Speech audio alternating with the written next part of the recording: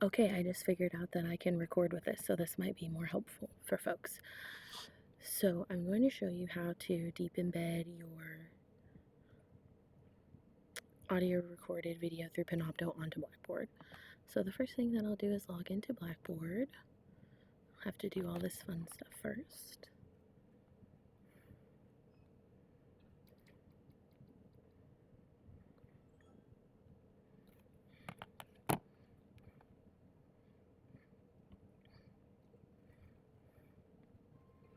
Okay, I've got all my courses here. I'm going to go ahead and scroll down to a development course. That way we don't accidentally see anybody's grades. So I would go down to content. This would be your module folder, whatever week you're choosing. This is getting us into the Panopto system. Content market. You're going to have a lot of things here. You'll just scroll down. Keep scrolling. They're in alphabetical order. We start to get to Panopto here. This is the Panopto logo. There are a lot of things that we can do with this. You can add a Panopto recordings folder to your module. We won't do that right now. You can have students submit videos through Panopto. You can even add quizzes into your audio or video lectures using Panopto. But today, let's just say we're going to work on a video to record. It'll launch that LTI link. At this point, you'll get this screen where you can either choose a video that you've pre-recorded, you could upload a video that's on your computer, or what we're going to do today is record a video. At this point, you can name your recording, so maybe we're doing CJ 305, Chapter 10 lecture. You can add a date if you'd like.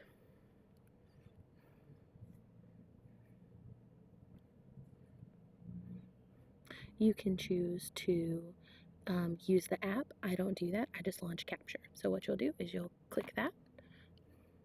You'll get a new browser window.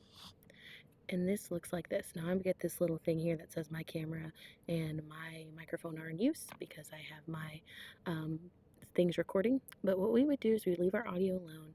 If you want video recording, this is where you could add a video. However, we just want audio recording, so I'm going to choose remove. Okay, and then if we click out of that, it'll give us this, which means we're doing an audio only recording.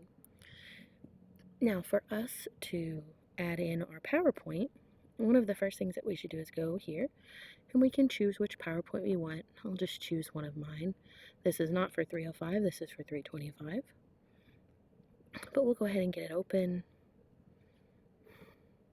for us to use.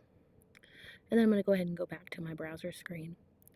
In order to tell Panopto that this is the PowerPoint we want to record, we'll hit Add Screens and Apps, and you'll get this pop up that says you can do a Chrome tab, a window, or an entire screen. I like to do a window, and I just choose the PowerPoint. Then I click Share.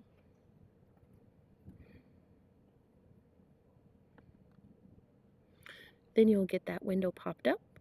It'll get a little notice down here that says Louisville hosted Panopto is now sharing a window. You can hide that just so it's not in your face. When you're ready to record, you'll just come back here. You can see our window is shared. You'll come back here. You'll click your recording. You'll get a 5-second countdown.